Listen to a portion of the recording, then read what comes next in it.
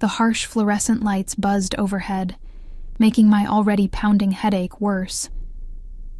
My fingers trembled as I clutched my worn leather purse against my chest like a shield. The metallic taste of fear coated my tongue as I stood in the cavernous office, feeling smaller with each passing second. "Sit down," the Mafia boss said coldly, his voice cutting through the silence like a blade. "You're not leaving until you tell me the truth." My legs nearly buckled beneath me as I lowered myself into the plush leather chair across from his massive mahogany desk. How had my life spiraled to this point? Just 3 weeks ago, I was Ellie Morgan, 26-year-old single mother, working double shifts at Bellini's, an upscale Italian restaurant on the city's east side, stretching every dollar to provide for my 4-year-old daughter Lily. Now I was here, facing the most dangerous man in the city, with nowhere to run. I should have called in sick that night. The thought had crossed my mind when Lily's babysitter almost canceled. But I needed the money desperately. Rent was due, and the medical bills from Lily's last asthma attack had drained my emergency fund. So I'd begged Mrs. Patel from next door to watch Lily for a few hours, promising to bring back tiramisu. I remembered the exact moment he walked into Bellini's. The restaurant had fallen eerily quiet, like a held breath. Even before I turned around, I felt a shift in the atmosphere, something electric and dangerous. "Table 7 needs attention," my manager had whispered urgently, his usually confident voice tinged with nervous deference. "Mr. Castellano, very important client." I'd heard rumors about Dante Castellano. Everyone in the city had. 32 years old, and already the undisputed head of the Castellano crime family after his father's mysterious disappearance 3 years ago. Handsome enough to grace magazine covers, dangerous enough to make hardened men tremble. But nothing had prepared me for seeing him in person. When I approached table 7, my heart stuttered. He sat alone, although 2 intimidating men in dark suits stood nearby, scanning the room with practiced vigilance. Dante Castellano was breathtaking in the most terrifying way. Sharp cheekbones, intense dark eyes under heavy brows, full lips set in a hard line. His perfectly tailored black suit probably cost more than 6 months of my rent. His hands, adorned only with a heavy gold signet ring, rested on the white tablecloth. "Good evening, sir. Welcome to Bellini's," I'd said, proud that my voice remained steady despite the way my knees trembled beneath my black uniform skirt. "May I tell you about our specials this evening?" He'd looked up slowly, his dark eyes capturing mine with an intensity that made my breath catch. For a long, uncomfortable moment, he just stared at me, his gaze moving from my face to my name tag and back again. The corner of his mouth had curved slightly. Not quite a smile, more like he'd discovered something unexpected, and wasn't yet sure if he was pleased. "Eliana," he'd said, my name rolling off his tongue in a way that made it sound like it belonged to him. No one called me Eliana except my late grandmother. My name tag only said Ellie. "What do you recommend?" he'd asked, his voice a deep rumble that seemed to vibrate through my bones. I'd recommended the osso buco, our chef's specialty, and he'd nodded once, dismissively, returning to the phone call he'd apparently paused when I approached. I fled back to the kitchen, feeling his eyes on me the entire way, like a physical touch trailing down my spine. That night, he stayed until closing, conducting business with a stream of visitors who came and went from his table, speaking in hushed tones. Each time I approached to refill his water or clear a plate, he would abruptly stop his conversation, his dark eyes tracking my movements with unnerving focus. When I brought his check, he handed me a black credit card without looking at the bill. Our fingers brushed during the exchange, and I couldn't help but notice how warm his skin was against my perpetually cold hands. As I returned with the receipt, he caught my wrist, his grip firm but not painful. "You have beautiful hands," he'd said, his thumb tracing over my knuckles. "A pianist's hands." I'd frozen, heart hammering against my ribs. "I used to play, in high school," I'd whispered, wondering how he could possibly know that. He'd smiled then, a predator's smile that didn't reach his eyes. "I'd like to hear you play someday." When he finally left, I discovered a $1,000 tip on a $300 meal. I tried to return it, running out to the parking lot where his sleek black Bentley waited, but his driver had stopped me with a firm hand on my shoulder.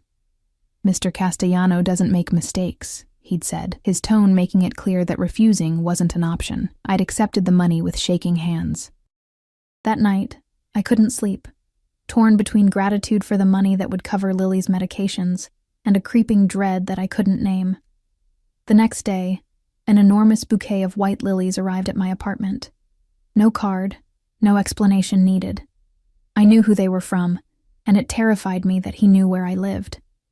The day after that, a piano was delivered, a gleaming black baby grand that dominated my tiny living room. The delivery men had refused to take it back, insisting that everything had been paid for, including 1 year of professional tuning services. That night, as Lily delightedly banged on the keys, I stood at my window, certain I could feel eyes watching me from the black SUV parked across the street. For the next week, expensive gifts arrived daily, designer clothes in exactly my size, children's books for Lily, gourmet food deliveries. I donated the clothes, kept the books because Lily had already fallen in love with them, and shared the food with my elderly neighbors. I tried to avoid him when he returned to the restaurant the following week, asking another server to take his table. But my manager had pulled me aside, his face pale. "Mr. Castellano specifically requested you, Ellie," he'd said, adjusting his tie nervously. "He's not a man we can say no to." And so it began. Twice a week, he would come to Bellini's, always requesting my section. He rarely spoke beyond ordering, but his eyes followed me constantly, dark and possessive. The tips were always extravagant, the gifts continuing to arrive at my apartment despite my never having given him my address. I should have quit, should have moved, should have done something. But where would I go? How would I support Lily? The tips alone were paying for her medications and building a savings account I'd never been able to manage before. Then came the night that changed everything. I'd been working a double shift, exhausted from being up the previous night with Lily during an asthma flare-up. As I served Dante's usual table, I'd swayed slightly, my vision blurring from fatigue. Before I could fall, his hand shot out, steadying me, his grip firm around my waist. "When did you last sleep?" he'd demanded, his voice low but sharp. "I'm fine," I'd insisted, mortified. "Just a long day." He'd studied my face, noting the dark circles under my eyes.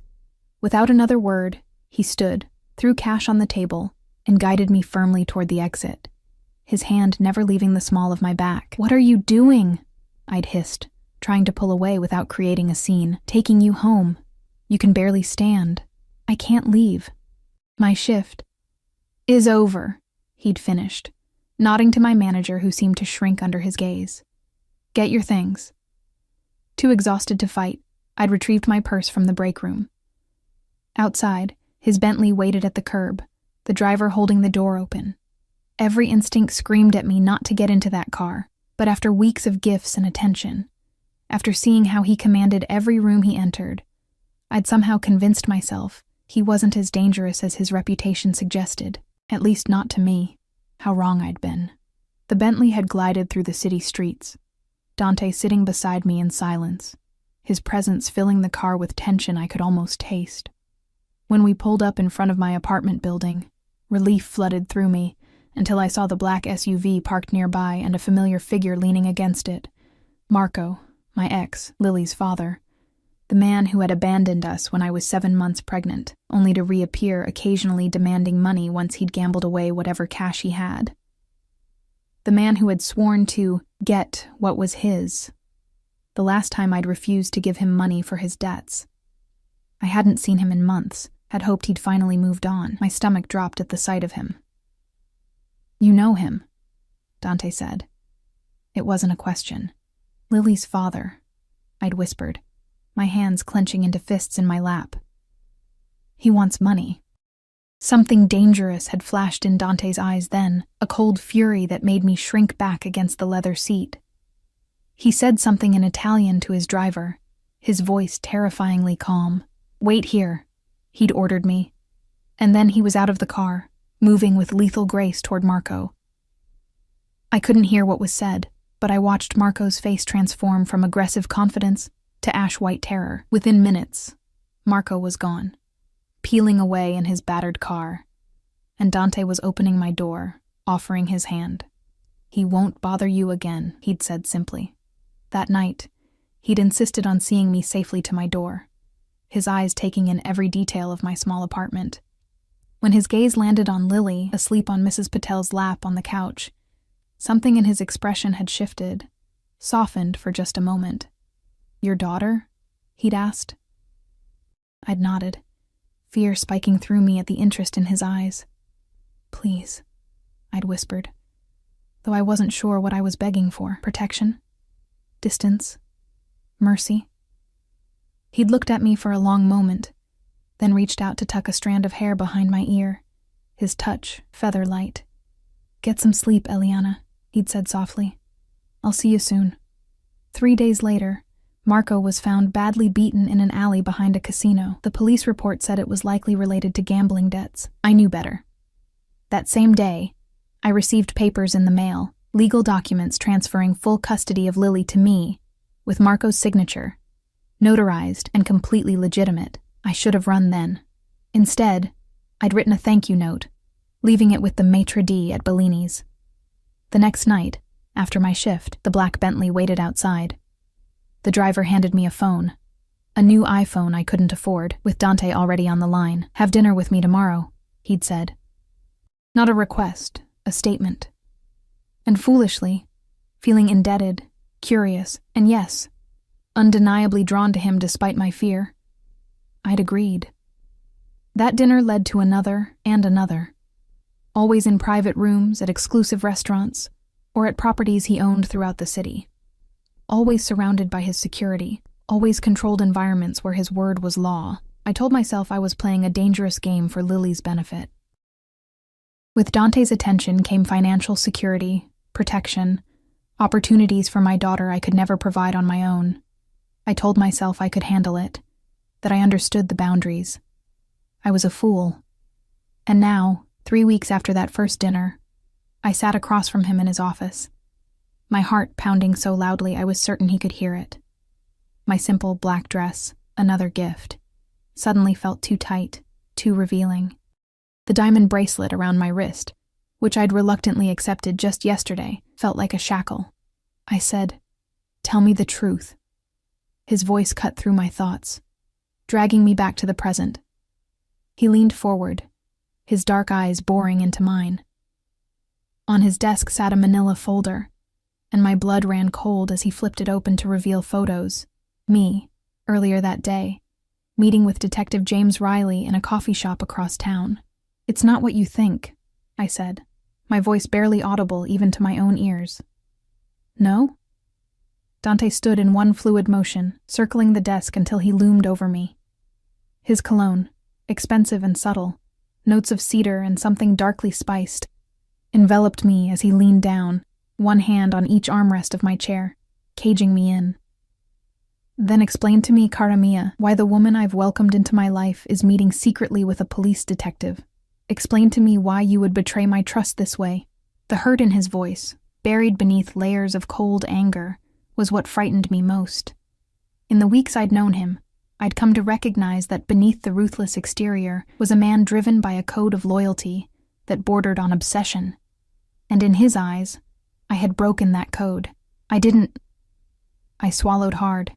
He approached me, at the restaurant, said he needed to talk to me about Marco. A muscle twitched in Dante's jaw. "And you didn't think to tell me this?" "I was scared," I whispered, and it wasn't a lie. I had been terrified, of the detective, of what he knew, of what Dante would do if he found out. He said he had questions about Marco's assault, that I was a person of interest. "I didn't want to worry you." Dante straightened, studying me with those impenetrable dark eyes. "You didn't want to worry me," he repeated, his tone making it clear how ridiculous he found that notion. "So instead, you meet him in secret and lie to my face when I ask where you're going." He moved away suddenly, pacing the length of his office with controlled fury. I watched him, this beautiful, dangerous man who had inserted himself into my life with the relentless force of a natural disaster. In just 3 weeks, he had made himself essential to my existence. Through fear, Yes, but also through unexpected kindnesses, through the genuine interest he showed in Lily, through the way he looked at me sometimes, like I was a miracle he hadn't dared hope for. Dante? I said softly, using his first name despite knowing how it would affect him. As expected, he stopped pacing, his attention snapping back to me. I made a mistake. I should have told you, but I was trying to protect you too. He laughed, a harsh sound devoid of humor. Protect me? You think I need protection from a mid-level detective who can barely tie his own shoes without department approval? I know what he really wanted, I continued, forcing myself to hold his gaze. He wasn't interested in Marco. He wanted information about you, about your business. He thought he could use me to get to you. And could he? Dante asked, suddenly very still. I stood on shaking legs, gathering courage I didn't know I possessed. No, I said firmly. I told him nothing. I would never betray you that way. Dante moved toward me with predatory grace, closing the distance between us until I could feel the heat radiating from his body. He reached up, his fingers tangling in my hair, tightening just enough to tilt my head back, forcing me to look into his eyes. Why should I believe you, Eliana? He asked, his voice a dangerous whisper. Give me one reason. In that moment, suspended in his grip, I realized a terrible truth that had been growing inside me for weeks. Despite everything, the fear, the control, the knowledge of who and what he was, I had fallen for Dante Castellano. And that made me more vulnerable than anything else.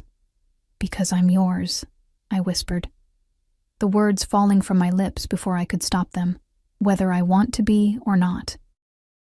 His eyes darkened, pupils dilating as his grip in my hair softened, becoming almost a caress. Say it again, he demanded. I'm yours, I repeated, tears filling my eyes. And it terrifies me.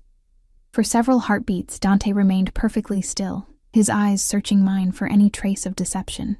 His hand slid from my hair to cut my cheek, his thumb brushing away a tear I hadn't realized had fallen. You're right to be terrified, he said finally, his voice low and intimate. What I feel for you, it isn't gentle, Eliana. It isn't kind. He stepped back, creating distance between us that somehow felt more threatening than his proximity had been. I watched as he moved to the wall of windows behind his desk, looking out over the city lights that sparkled like fallen stars in the darkness.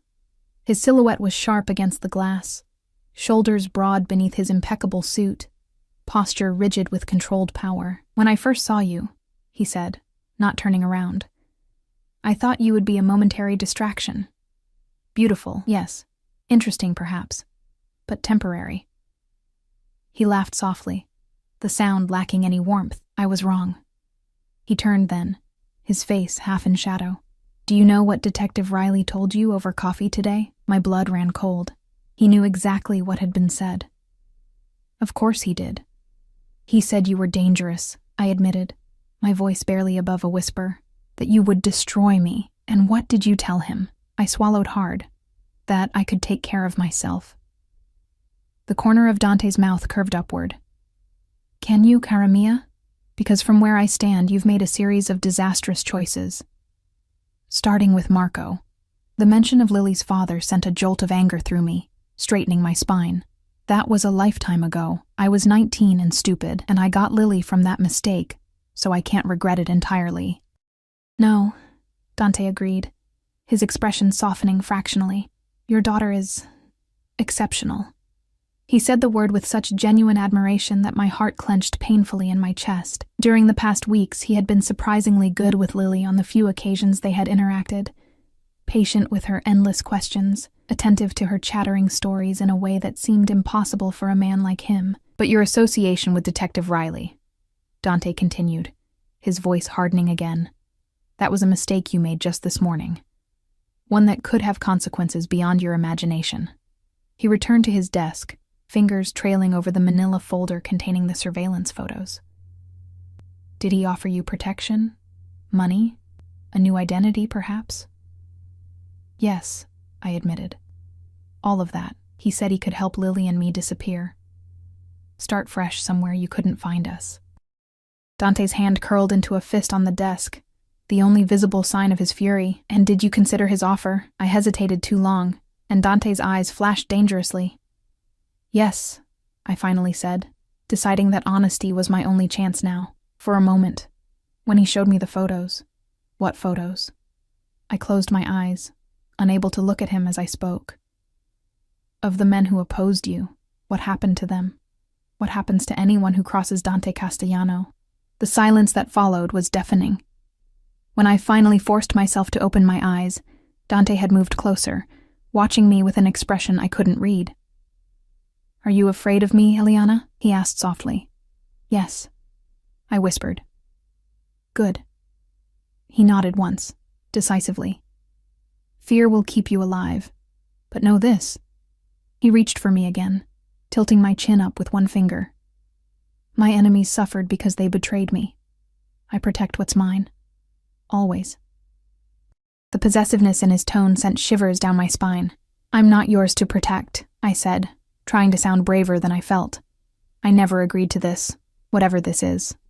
His laugh was genuine this time, rich and warm with actual amusement. Agreed? Oh, Eliana. He shook his head slightly. The moment you accepted that first gift, the moment you didn't run when you realized I was watching you, the moment you stepped into my car, you agreed to everything. He was right, and we both knew it.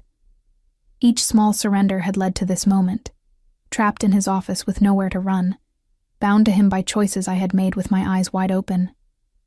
What happens now? I asked, unable to keep the tremor from my voice. Dante studied me for a long moment, his expression inscrutable. Now, he said finally, we address your meeting with Detective Riley. He believes he can take you from me. He's mistaken. But the situation must be corrected. Fear gripped me like a physical force. You can't hurt him. He was just doing his job. He doesn't... Enough. Dante cut me off with a sharp gesture. Your concern for the detective is... noted and misplaced. He moved to a cabinet against the wall, removing a crystal decanter and 2 glasses. Riley is irrelevant. My concern is ensuring there are no further misunderstandings between us. He poured 2 fingers of amber liquid into each glass, offering one to me. When I hesitated, his eyes narrowed slightly. It's just whiskey, Eliana. 30-year Macallan. If I wanted to drug you, I have far more efficient methods. I accepted the glass with shaking fingers, the crystal heavy in my hand. What kind of misunderstandings? About your position in my life, he said simply, taking a sip of his whiskey. About what I expect from you, about what I offer in return. I stared at him, the whiskey untouched in my hand. And what exactly is my position in your life? His dark eyes held mine over the rim of his glass.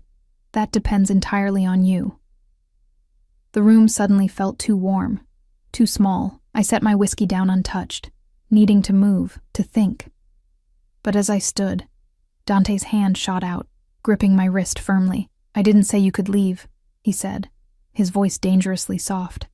I need to get home to Lily, I said, trying to keep my voice steady. Mrs. Patel can't stay late tonight. His grip loosened, but didn't release entirely. Your daughter is fine. I had Alessia pick her up from Mrs. Patel's an hour ago. She's at my penthouse with my housekeeper. Panic surged through me like an electrical current. You took my daughter? Without my permission? I ensured her safety while her mother was busy betraying me to the police, he corrected coldly. She's watching cartoons and eating ice cream. Maria is excellent with children. I yanked my arm free, fury temporarily overwhelming my fear.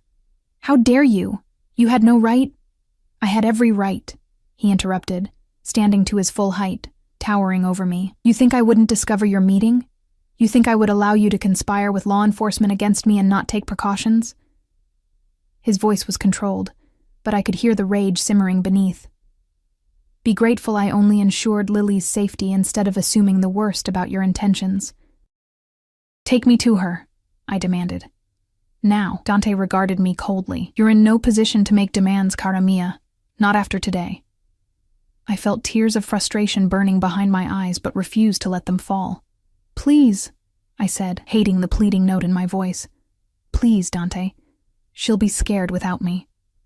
Something in his expression shifted, softened marginally. She wasn't scared, he said, his tone gentler. She was excited to ride in the fancy car and see where I live. She asked if you would be there too. The thought of my daughter happily going with Dante's people, trusting because of the connection she'd witnessed between us, made my stomach twist with guilt and fear. What had I done? What world had I allowed Lily to become part of? I need to see her, I insisted, my voice breaking. Please. Dante studied me for a long moment, then nodded once. Very well. He pressed a button on his desk phone. Bring the car around. We're going to the penthouse. Relief flooded through me, making my knees weak. Thank you. Don't thank me yet, he said, his voice deceptively mild as he gathered his suit jacket from the back of his chair. Our conversation isn't finished, Eliana. It's merely changing locations. The ride to Dante's penthouse passed intense silence. In the 3 weeks since he had entered my life, I had never been to his home. Our dinners had always been at restaurants or private clubs. The few times he had seen Lily had been at my apartment. This crossing of boundaries, bringing my daughter into his personal space, felt significant in a way that terrified me. His driver navigated through the city with practiced ease, eventually pulling into an underground garage beneath one of the most exclusive buildings downtown. I'd walked past this gleaming tower of steel and glass many times, never imagining what lay inside. 2 security guards nodded respectfully as Dante led me to a private elevator, pressing his thumb to a biometric scanner. You live here alone? I asked, desperate to break the suffocating silence as the elevator ascended swiftly. Yes, he replied simply, though there is staff, housekeepers, security, a chef when needed. It seems lonely, I said without thinking. Dante's eyes flicked to mine, something vulnerable flashing in their depths before disappearing behind his usual mask of control.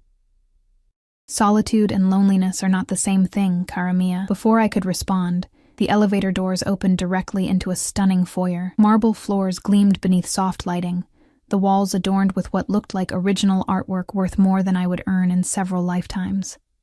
Everything spoke of wealth and power, tasteful, understated, but undeniable. Mommy! Lily's voice rang out, and I turned to see my daughter racing toward me from an adjoining room, her face split in a wide grin. I knelt, gathering her into my arms, breathing in her familiar scent of baby shampoo and the faint sweetness that was uniquely hers. Hey, sweetheart, I murmured, holding her tightly. Are you okay? Lily pulled back, her blue eyes, so like mine, bright with excitement. Dante has a fish tank with Nemo and Dory in it, and Maria made spaghetti that twirls on the fork. Can we stay here tonight, please? I glanced up to find Dante watching us, his expression unreadable. Behind him stood an older woman with silver-streaked dark hair and kind eyes. Maria, I presumed, who smiled gently at me. Lily has been a perfect angel, signora, she said, her Italian accent pronounced, but her English clear.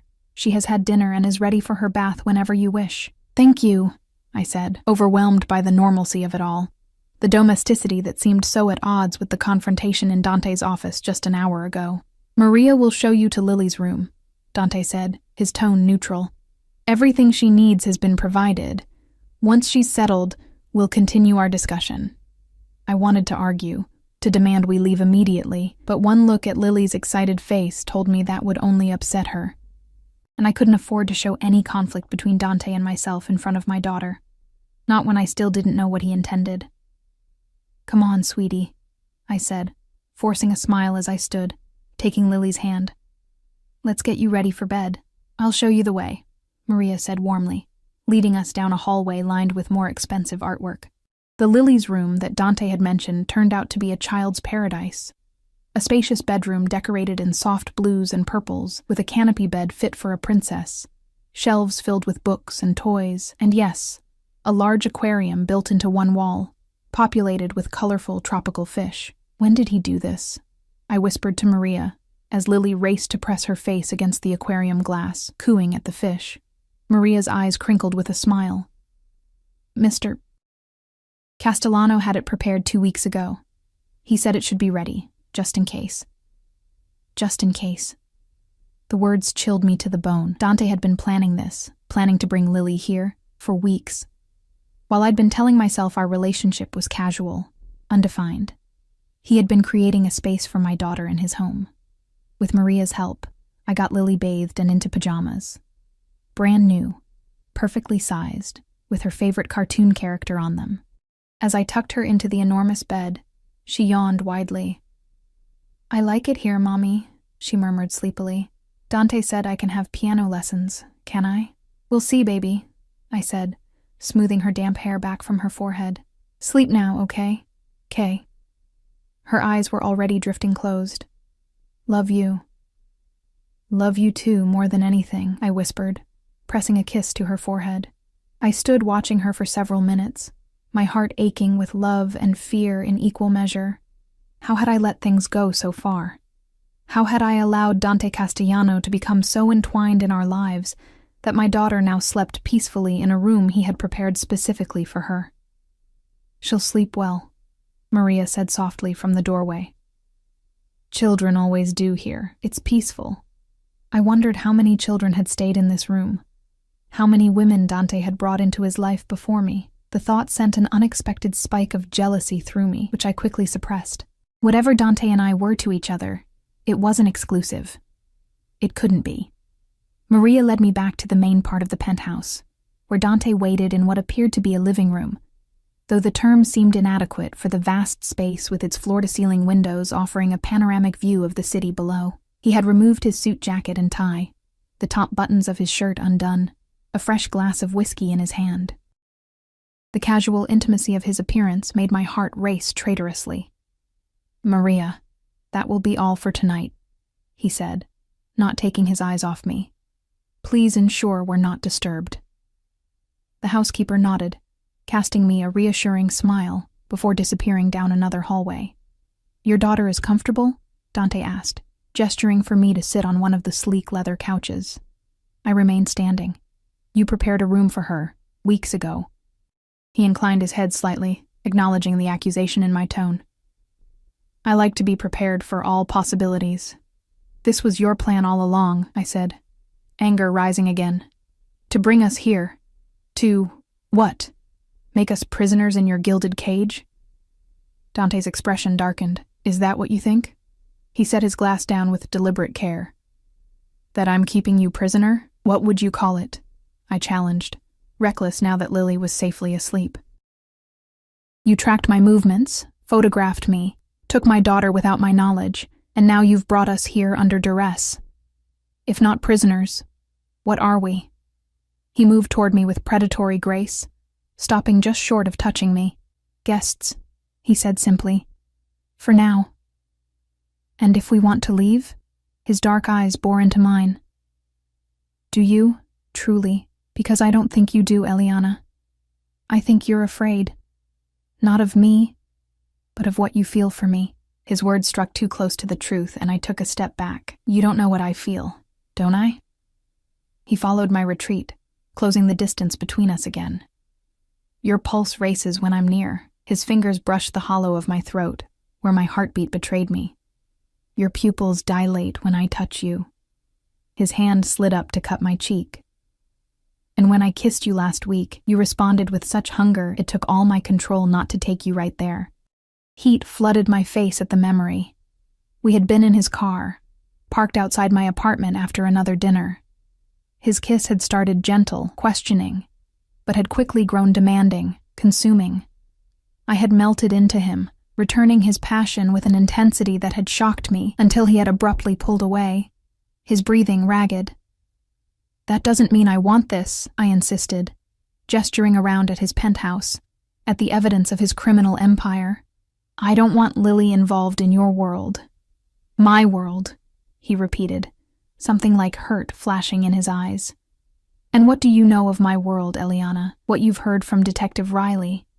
What you've gathered from rumors and innuendo?" "I know enough," I said, lifting my chin defiantly. "I know what you do, who you are." Dante laughed, the sound bitter and cold. "You know nothing." He turned away from me, running a hand through his dark hair in a rare gesture of frustration. "You think I'm some monster from a crime novel, some two-dimensional villain, the big, bad Mafia boss. He spat the last words with surprising venom. Then tell me, I challenged. Tell me who you really are. Tell me why Detective Riley was so desperate to get me away from you that he offered me witness protection. Tell me why your men put Marco in the hospital. Tell me why you've become so fixated on me and my daughter. Dante was silent for a long moment, his back to me, shoulders rigid with tension. When he finally turned to face me again, his expression was carefully neutral. Detective Riley wants you because he thinks you're my weakness, he said flatly. He thinks he can use you to get to me, to my organization. He doesn't care about your safety or Lily's. You're a means to an end for him, nothing more. And what am I to you? I asked quietly. A means to what end? Something flickered in his dark eyes. Vulnerability, perhaps. Or uncertainty. It was gone so quickly I might have imagined it. He stopped, seeming to struggle with the words. You're not what I expected to find, not now. Not like this. What does that mean? He moved to the windows, looking out at the city sprawled below. It means that for the first time in my life, I don't have a plan. I saw you, and something shifted. Everything I thought I knew, everything I had built my life around, it suddenly seemed hollow. I watched him, this dangerous, powerful man who suddenly looked almost lost. Why me? I whispered. Dante turned from the window, his dark eyes finding mine again. Do you believe in fate, Eliana? The question caught me off guard. I don't know. Not really. He nodded, as if my answer was expected. My grandmother did. She used to tell me stories about souls that were meant to find each other, across time, across circumstances. A ghost of a smile touched his lips. I thought it was nonsense, until I saw you. Something in his voice, a raw honesty I hadn't heard before, made my breath catch. What are you saying? I'm saying that the moment you walked up to my table at Bellini's, something clicked into place. Something I hadn't realized was missing. He moved closer, each step deliberate. You looked at me, really looked at me, without the fear or deference I'm accustomed to. You saw me as a man, not a position or a title or a threat. I was terrified, I admitted. Yes, he acknowledged with a slight nod, but not paralyzed by it. You stood your ground. You recommended the ossobuco with such quiet confidence. His smile widened fractionally. It was terrible, by the way. A startled laugh escaped me before I could stop it. Chef Marconi would be devastated to hear that. I didn't go there for the food. Dante was close enough now that I could smell his cologne again, could feel the heat radiating from his body. I was meeting with an associate. The restaurant is a convenient neutral ground. But then there you were, and suddenly nothing else seemed important. I swallowed hard, trying to maintain my composure despite his proximity. That doesn't explain why you've inserted yourself into our lives. The gifts, the attention, taking custody from Marco, preparing a room for Lily. It's too much, too fast. For you, perhaps, he conceded. For me, it feels like I've been waiting far too long already. For what? His eyes held mine, intense and unwavering. For someone worth changing for. The words hung between us, heavy with implication. I shook my head, stepping back. I can't be responsible for your redemption, Dante. That's not fair. Redemption? He laughed, the sound genuinely amused. Is that what you think I want? To be saved from my sins? He shook his head. No, cara mia. I have no illusions about redemption. My soul was forfeit long ago. Then what do you want from me? I asked, frustration edging into my voice. Everything, he said simply, the single word resonating through me like a physical touch. And in return, I offer the same. I turned away, needing distance from the intensity of his gaze. You say that as if it's a fair exchange, but you've taken my choices away. You've backed me into a corner where agreeing to whatever this is seems like the only option. I heard him move behind me, felt his presence close again, though he didn't touch me. You always have choices, Eliana. I've ensured they're comfortable choices, advantageous to you and Lily, but they remain choices nonetheless. And if I choose to walk away? I asked, still not facing him. To take Lily and leave tonight? His silence lasted long enough that I finally turned to look at him. His expression was carefully controlled, but I could see the muscle working in his jaw, the slight narrowing of his eyes. "Is that what you want?" he asked finally, his voice deceptively calm. "I want to understand what's happening," I said honestly. "I want to know why a man like you would become so fixated on someone like me. I want to know what you're really offering, and what the price will be." Dante studied me for a long moment, then nodded once, decisively. "Fair enough." He gestured to the couch. "Please sit. This conversation requires honesty from both of us." This time I complied, perching on the edge of the sleek leather sofa.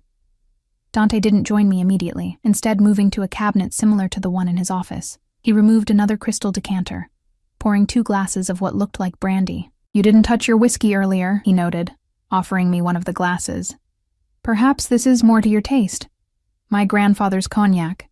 He saved it for special occasions." I accepted the glass cautiously. "Is this a special occasion?" "Potentially." He settled beside me, close enough that our knees almost touched, but still maintaining a respectful distance. "It depends on where this conversation leads us." I took a small sip of the cognac, the liquid warming a path down my throat, then start talking. A hint of a smile touched Dante's lips at my directness. "Very well. The truth, then." He leaned back, his posture relaxed but his eyes still intense on mine.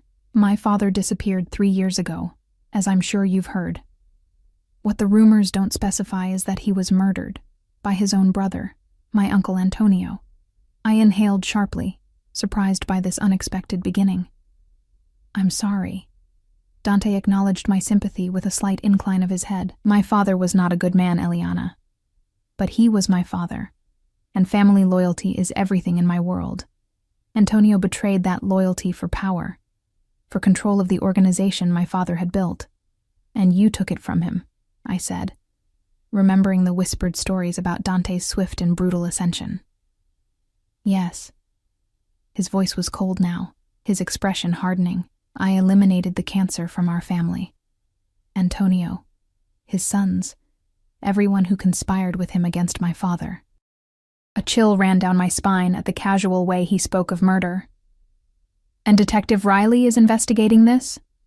Dante laughed humorlessly. "Riley couldn't find his way out of a paper bag with a map and a flashlight. No, he's a pawn, a minor piece moved by larger players. There's a federal task force that's been trying to build a RICO case against our family for years. They've never succeeded because we maintain strict separation between our legitimate businesses and our other interests." "Other interests," I repeated, unable to keep the judgment from my voice. His dark eyes flashed. "Yes, Eliana, I won't insult your intelligence by pretending I'm simply a businessman. The Castellano family has operated in this city for 3 generations. We have interests in construction, waste management, shipping, real estate, all legitimate. And yes, we also control certain aspects of the city's less reputable economy. Drugs, prostitution, gambling." "No drugs," he said firmly.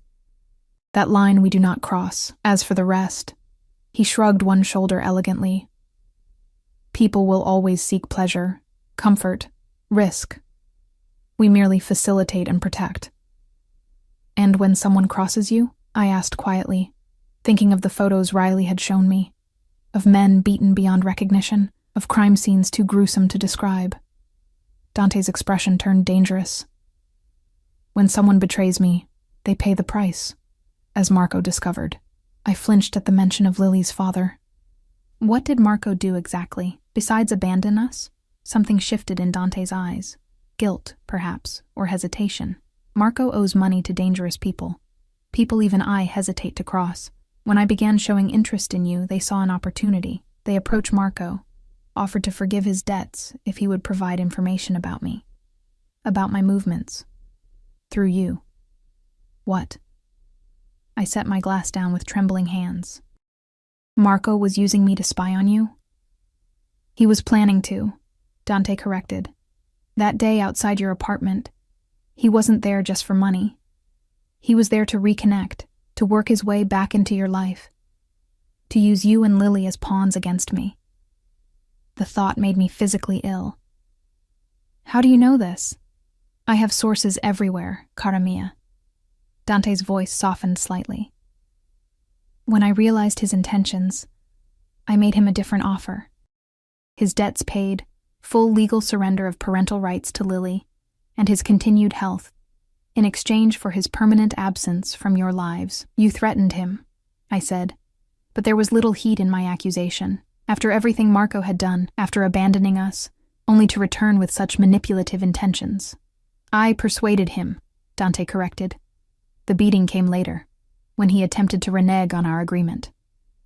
He approached you at the grocery store last week, did he not? I stared at Dante in shock. How did you... I told you, I have eyes everywhere. His expression darkened.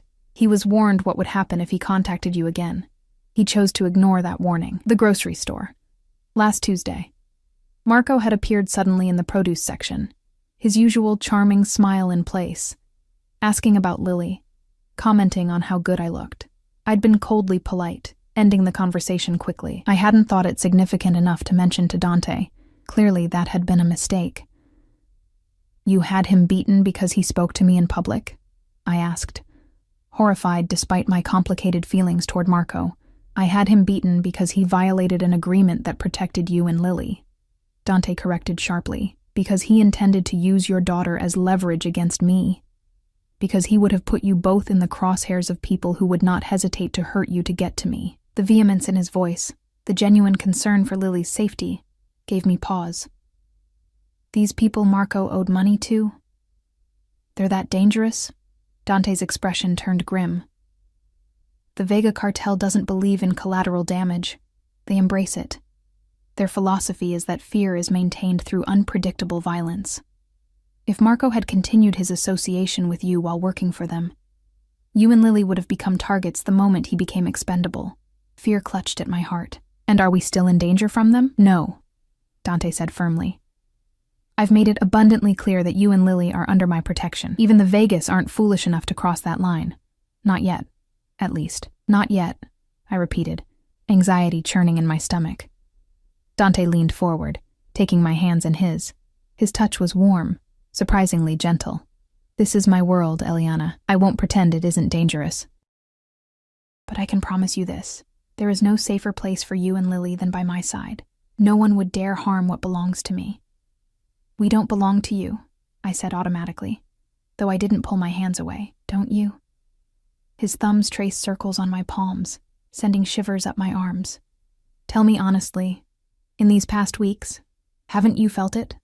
This connection between us? This inevitability? I wanted to deny it, to maintain the fiction that I'd been an unwilling participant in whatever was growing between us, but the truth was more complicated. Yes, I had been afraid of Dante, wary of his power and reputation. But I had also been drawn to him from that first night at Bellini's, to his intensity, his focus, the way he looked at me as if I were the only person in the world worth seeing. I've felt something, I admitted reluctantly, but that doesn't mean I want this life for Lily. What life do you want for her? Dante asked, his voice gentler than I'd ever heard it. The life you've been providing? Working double shifts, barely making rent, worrying about medical bills, living in an apartment where the heat fails every winter? His words stung precisely because they hit so close to home. We've managed. You've survived, he corrected. But Lily could thrive. With me? With us? She would want for nothing. The best schools, the best opportunities, security, stability, and what happens when she's old enough to understand what you do? I challenged. When her classmates whisper about her stepfather, the Mafia boss, when she sees your name in the news connected to violence and crime. Dante's expression hardened. By the time Lily is old enough to understand such things, circumstances will be different. Different how? He released my hands, standing abruptly to pace the length of the window. Do you think I haven't considered this? That I haven't planned for a future that would be suitable for a family, for you and Lily? I watched him, confusion mingling with a dangerous hope. What are you saying? Dante turned to face me, his expression resolute. I'm saying that for the past year, I've been working to legitimize our family businesses entirely. moving our assets into legal ventures, cutting ties with the old ways. My father would never have considered it, but I see a different future. I stared at him in disbelief. You're trying to go legitimate? Just like that? Not just like that, he said, a hint of irritation coloring his tone. It's a complex process, dangerous. Many of our associates don't share my vision. There have been complications. Is that why Detective Riley is so interested in you right now? Because you're vulnerable during this transition? Dante's eyes narrowed slightly. Perceptive, cara mia. Yes, the authorities sense weakness, division. They're hoping to exploit it. Riley approached you because they believe you might have information, or that you could be persuaded to wear a wire, to gather evidence. The thought made me shudder. I would never. I know. He interrupted softly. That's why you're here, rather than in a cell, or worse. The implied threat should have terrified me. Instead, it only highlighted the precarious situation we were both in. So what happens now? With us?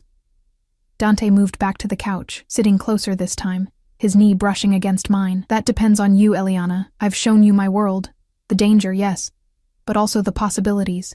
I've told you my intentions for the future. Now you must decide if you're willing to be part of that future. And if I'm not? I asked, my voice barely above a whisper. His expression remained impassive, but I saw pain flash in his eyes. Then you and Lily will be provided for. A new identity, a new city, enough money to ensure you never need to work double shifts again. You would never see me again. The thought of never seeing Dante again created an unexpected hollowness in my chest. Despite everything, the fear, the manipulation, the danger, the idea of walking away from him permanently felt impossible now. And if I stay? I asked. Hardly believing I was considering it, Dante reached out, his fingers gently tucking a strand of hair behind my ear. If you stay, you accept all of me, who I am now and who I'm trying to become. You accept my protection, my provision, my devotion to you and Lily. You become mine in every way, and I become yours. Marriage, I said, the word coming out as a shocked whisper. A small, genuine smile touched his lips. Eventually, yes, when you're ready. When you can say yes, knowing exactly what you're agreeing to. And until then? His hand cupped my cheek, his touch feather-light. Until then, you and Lily stay here, where I can ensure your safety, where we can discover what we could be to each other, away from the eyes of both my world and yours. A trial period, I said, unable to keep a hint of wry humor from my voice. Dante's smile widened. If you prefer to think of it that way, yes. I should have been outraged, should have demanded he take us home immediately. Instead, I found myself considering his proposal, what was waiting for us at my apartment. More double shifts, more stress, more struggling to give Lily the life she deserved, and here was a man offering us everything, asking only for my trust and presence in return. A man who had ordered Marco beaten. A man who had built his empire on violence and fear. A man who was now trying to change, but whose past would always shadow his future, and ours, if I agreed to link our lives to his. I need time, I said finally, to think, to process all of this. Dante nodded, his expression carefully neutral. Of course. Take all the time you need. Tonight, rest. We can continue this discussion tomorrow. He stood, offering his hand to help me up. I took it, hyper-aware of the warmth of his skin, the strength in his fingers as they closed around mine. I'll show you to your room, he said, releasing my hand once I was standing. It's next to Lily's. I thought you would prefer to be close to her. I nodded, suddenly exhausted by the emotional turmoil of the day. Thank you. Dante led me back through the penthouse, down the hallway where Maria had taken Lily earlier. He stopped at a door 2 down from my daughter's room, opening it to reveal a luxurious bedroom decorated in soothing shades of blue and cream. Everything you need should be here, he said, gesturing to a door within the room. Bathroom through there. Closet is fully stocked. At my surprised look, he added, Maria took your measurements from the clothes I've given you. I hope everything fits. The casual reminder of how thoroughly he had inserted himself into my life, how carefully he had planned for this moment, sent a shiver down my spine. Not entirely of fear. If you need anything during the night, press this button, he continued, indicating a panel by the bed. It will alert security and someone will assist you. Not you? I asked before I could stop myself. Dante's eyes darkened. If you want me, Eliana, you need only say my name. I will come to you. But only if you're certain that's what you want. The implication hung between us, charged with possibility. I swallowed hard, taking a step back. Good night, Dante. He inclined his head slightly. Good night, cara mia. Sleep well. He turned to leave, then paused in the doorway, looking back at me with an intensity that stole my breath. For what it's worth, I'm sorry about today, the way it happened. You deserved better than ultimatums and fear. Before I could respond, he was gone, closing the door softly behind him. Alone, I sank onto the edge of the bed, my mind racing with everything that had happened, everything I had learned. Dante Castellano was trying to go legitimate. He wanted me, us, to be part of that new life he was building. He was offering protection, security, a future free from the struggles that had defined my life since Lily was born. But at what cost? Could I trust him? Could I trust myself around him? I moved to check on Lily, finding her still fast asleep in her princess bed. Her favorite stuffed rabbit clutched tightly in her arms. She looked so peaceful, so content. Had she ever looked that way in our small apartment? Returning to my assigned room, I explored the space that Dante had prepared for me. The closet was indeed fully stocked. Designer clothes in exactly my size, from casual wear to formal gowns. The bathroom contained every luxury imaginable, including my favorite shampoo and the expensive face cream I had sampled once at a department store but could never afford to buy. He had thought of everything, planned for everything.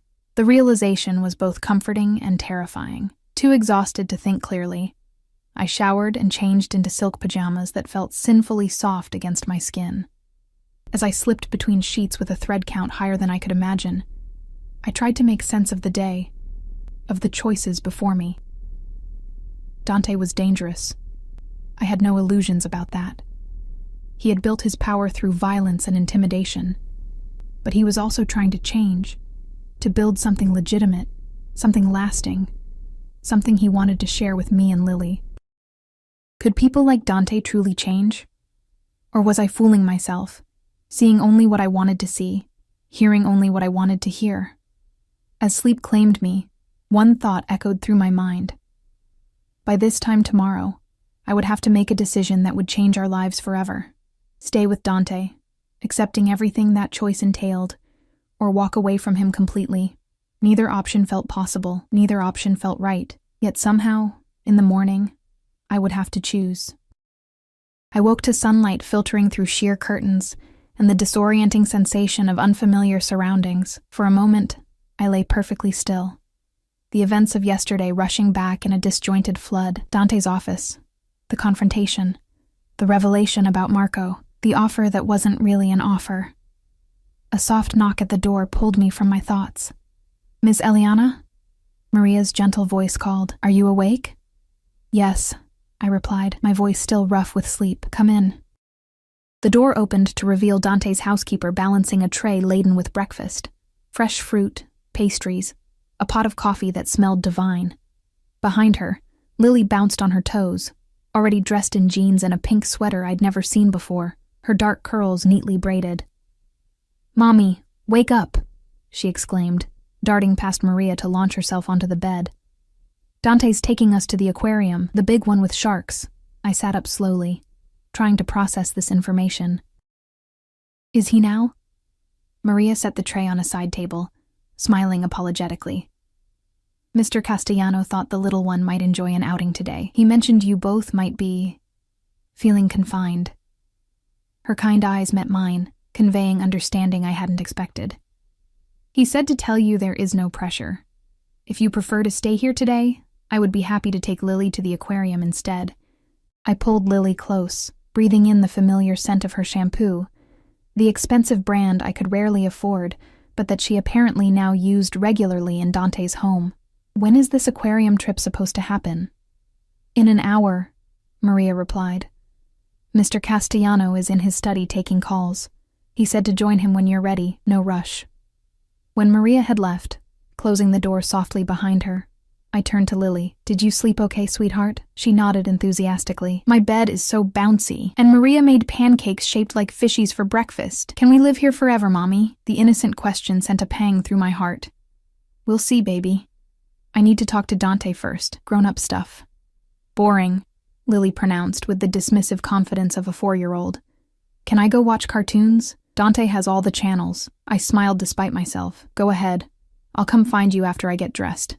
After Lily skipped out, I forced myself to eat some of the breakfast Maria had brought, though anxiety had stolen my appetite. The coffee, at least, was perfection. Strong and smooth, undoubtedly some rare, expensive blend. Everything in Dante's world seemed designed to remind me of the vast gulf between his lifestyle and mine. I showered quickly, then faced the closet with its intimidating array of designer options. Finally, I selected jeans that fit like they'd been custom-made for me, and a simple cashmere sweater in a deep blue that brought out my eyes. The woman who stared back at me from the mirror looked polished, well-rested, and completely unlike the exhausted waitress who had caught Dante Castellano's eye 3 weeks ago. Was that why he was attracted to me? The challenge of transformation? Of molding me into the perfect accessory for his new, legitimate life? The thought stung, but I pushed it aside. I needed clarity, not insecurity, if I was going to navigate the conversation ahead. Finding Dante's study proved easy. I simply followed the sound of his voice, speaking rapid Italian into what was presumably a phone. The door stood ajar, and I paused outside, watching him unobserved for a moment. He paced behind a massive desk, phone to his ear, his free hand gesturing emphatically as he spoke.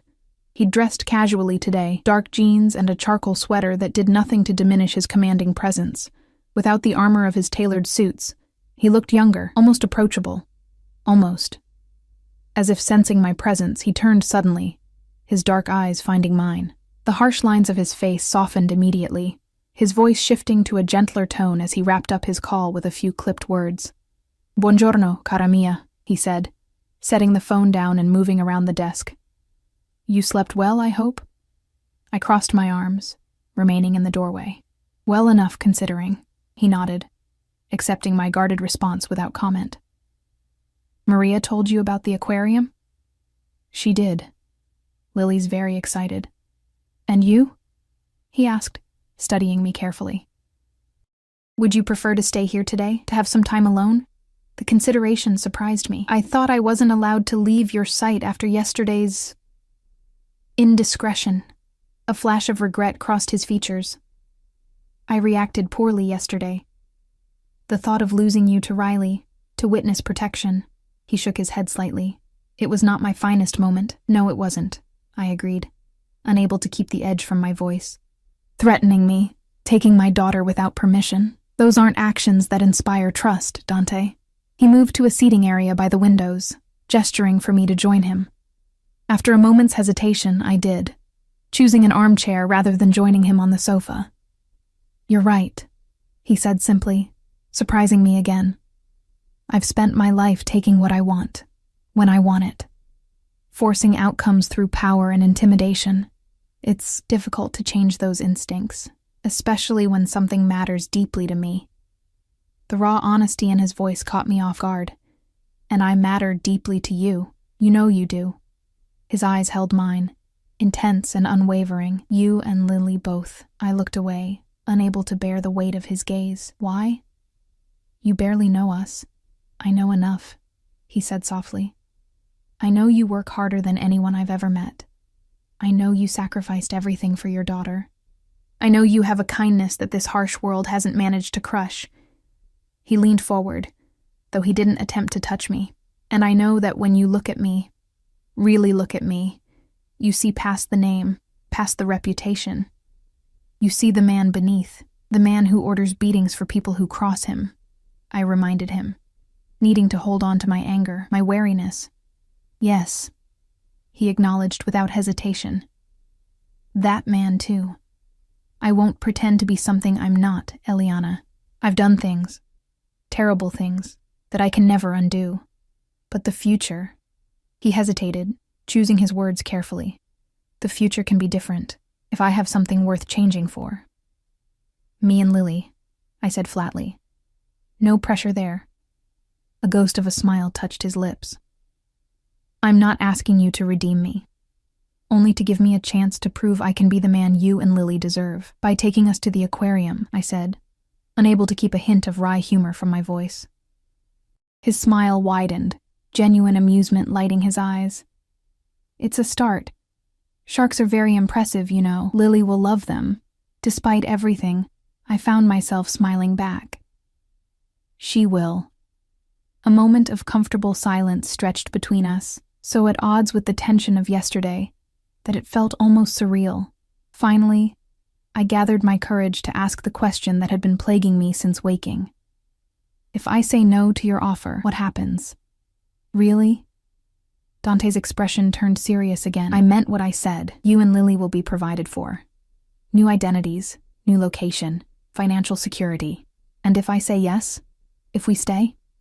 He leaned back, his posture relaxed, but his eyes intense on mine. We take it one day at a time. You and Lily remain here, where I can ensure your safety. You get to know me, the real me, not just the Mafia boss. I continue my work to legitimize our businesses.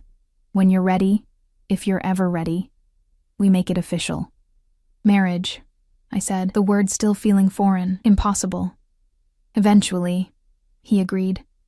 But not until you're certain, not until you can say yes without reservation. I studied him, trying to reconcile the dangerous, controlling man from yesterday with this patient, almost vulnerable version before me now. And in the meantime, my job, my apartment. Your apartment lease has been paid through the end of the year, he said, confirming my suspicion that he'd already been managing aspects of my life I hadn't even realized. As for your job, that's your choice. If you want to continue working at Bellini's, you can, though I hope you might consider other options. Such as?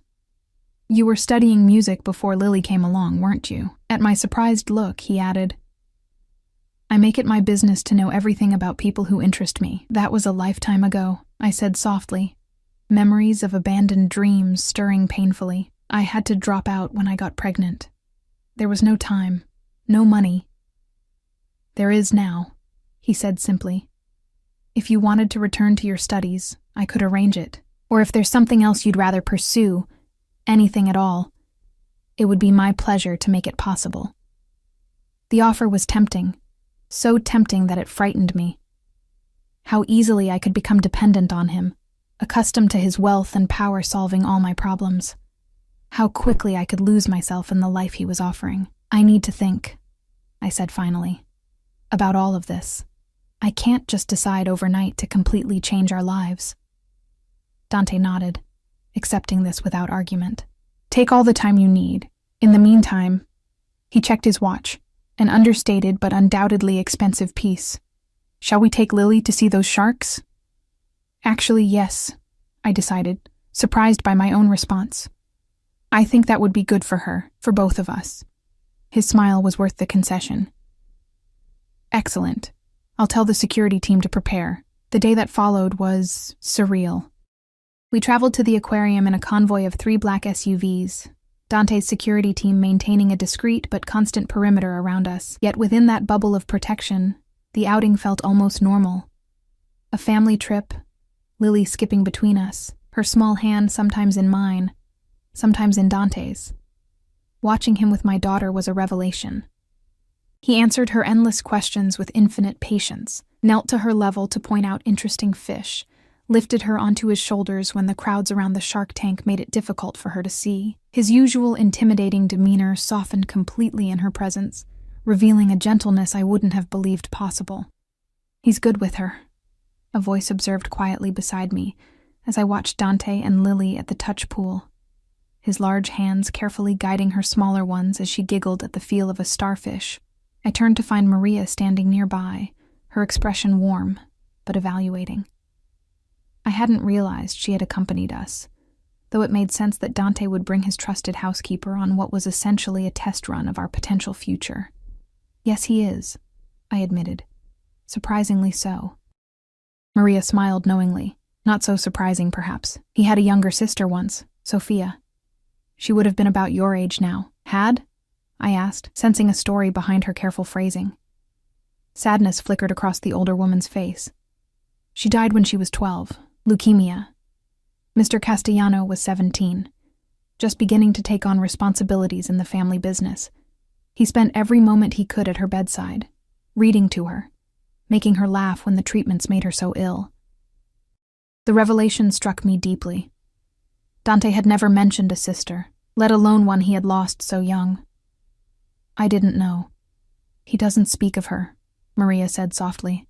The pain is still too great, even after all these years, but I see her in his eyes sometimes. Especially when he looks at your Lily. She patted my arm gently, just something to consider, as you make your decision. She moved away before I could respond, leaving me to contemplate this new piece of Dante's puzzle. A teenage boy losing his beloved sister, even as he was being groomed for a life of power and violence. How had that shaped him? How had it influenced the man he had become? Mommy, look. Lily's excited voice pulled me from my thoughts. She ran toward me, Dante following at a more sedate pace, a fond expression on his face. I touched a ray. It was slimy and weird. That's amazing, sweetheart, I said, kneeling to accept her enthusiastic hug. Over her head, my eyes met Dante's, and something passed between us, an understanding, a connection I couldn't quite define, but couldn't deny either. The rest of the day passed in a similar fashion. Lunch at an upscale restaurant that nonetheless catered to children. A visit to the gift shop where Dante insisted Lily could choose anything she wanted. She selected a plush shark nearly as big as herself. And finally, ice cream despite the autumn chill. By the time we returned to the penthouse, Lily was half asleep against Dante's shoulder, her new shark clutched tightly in one arm. He carried her effortlessly, his expression softening whenever he glanced down at her drowsy face. I can take her, I offered, as we stepped into the elevator. I don't mind, he replied quietly, adjusting Lily more comfortably against his chest. She's tired herself out. Watching them, I felt something shift within me, a softening. A recognition that despite everything, despite all the reasons I should take Lily and run as far from Dante Castellano as possible, there was something here worth considering. Something that might, against all odds, be right for both of us. After Dante gently laid Lily in her bed, still clutching her shark, we retreated to the living room. The sky outside the floor-to-ceiling windows had darkened, the city lights creating a glittering backdrop that seemed designed for serious conversations. Thank you for today, I said, settling onto the sofa. Lily had a wonderful time, as did I, Dante replied, his voice genuine. He hesitated, then added, And you? Did you enjoy yourself at all, or was it merely an exercise in tolerance? The question surprised a laugh from me. Yes, I enjoyed parts of it. When I could forget about the armed guards and the circumstances that brought us here. He nodded, accepting this qualified response. Would you like a drink? Wine, perhaps? Please, I agreed, realizing I could use something to steady my nerves for the conversation ahead. Dante moved to a built-in bar, selecting a bottle and 2 glasses with practiced ease. Maria told you about Sophia, he said without preamble, his back still turned to me. I froze, caught off guard by his directness. Yes. I'm sorry. I didn't mean to pry. It's all right, he interrupted, turning to hand me a glass of deep red wine. Maria has been with my family since before I was born. She loves me in her way, and she's trying to help you understand me. He settled beside me on the sofa, closer than before but still maintaining a respectful distance. So, ask whatever you want to know about Sophia, about my past. Tonight is for truths. I sipped my wine, gathering courage. What was she like? Your sister? A genuine smile touched his lips, warming his usually hard eyes.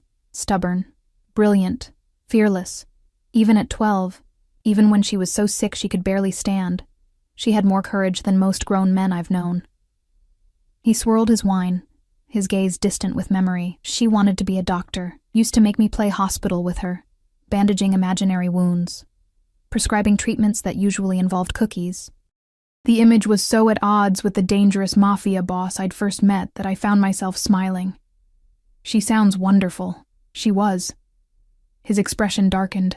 When she got sick, my father, he couldn't handle it. Threw himself into his work, his other women, his drinking. Left my mother and me to deal with it alone. Anger flashed in his eyes, old but still potent. I swore then that I would never be that kind of man, that I would never abandon the people who depended on me, no matter how difficult things became. Is that why you reacted so strongly to Marco? I asked softly. Because he abandoned us? Dante's jaw tightened. Partly. Men who run from their responsibilities. He shook his head in disgust, but it was more than that. When I learned he was planning to use you and Lily against me, to put you both in danger for his own benefit. There are few offenses I consider unforgivable. That is one of them. I hesitated, then asked the question that had been bothering me since our conversation the previous night. The beating, though, was that really necessary? Dante studied me, perhaps measuring how honest he should be. In my world, yes, he said finally. Warnings must have consequences, or they become meaningless. Marco knew the rules when he approached you at the grocery store. He made his choice. I flinched slightly at the coldness in his tone, so at odds with the gentle man who had carried my sleeping daughter to bed just minutes ago. Dante noticed my reaction and sighed, setting his wineglass down. This is the reality, Eliana. I am not a good man by conventional standards. I've done things, ordered things done, that would horrify you. I've built my power through fear and violence, because that was the world I was raised in. The only path I knew. Until now, I said quietly. Until this legitimization you mentioned. He nodded, his expression serious. Until now. But even as I work to transform our businesses, to build something that could withstand scrutiny, that could be acceptable in the world your daughter will grow up in, I can't erase who I've been, what I've done. And if I accept your offer, I asked, forcing myself to meet his intense gaze, if Lily and I become part of your life, how do you protect us from that past, from the enemies you've made, the violence you've caused? Dante leaned forward, his eyes never leaving mine. With everything I have, every resource, every connection, every ounce of power I've accumulated, you would be untouchable, both of you. No one is untouchable, I countered. You just said the Vegas are one concern among many, he interrupted, and they're being dealt with. By this time next year, their influence in this city will be negligible. Something in his tone made me shiver. Dealt with how? He smiled thinly. Best you don't concern yourself with those details, cara mia. But that's just it, I said, frustration rising.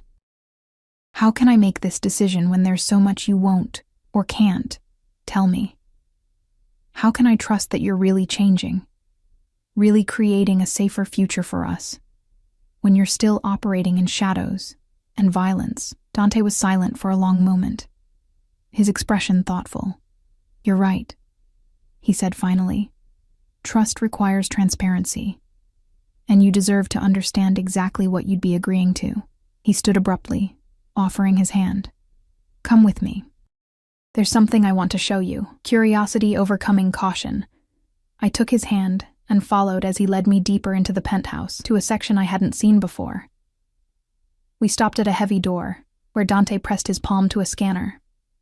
After a moment, the door clicked open, revealing a room that looked like a high-tech command center. Multiple monitors displaying security feeds, financial data, and what appeared to be surveillance photos. This is my war room, Dante said quietly, leading me inside. From here, I monitor everything. Our legitimate businesses, our other interests, our enemies, our allies. He gestured to one wall of screens. These are the companies we've already transitioned to complete legitimacy. Real estate holdings, shipping contracts, construction firms, investment portfolios.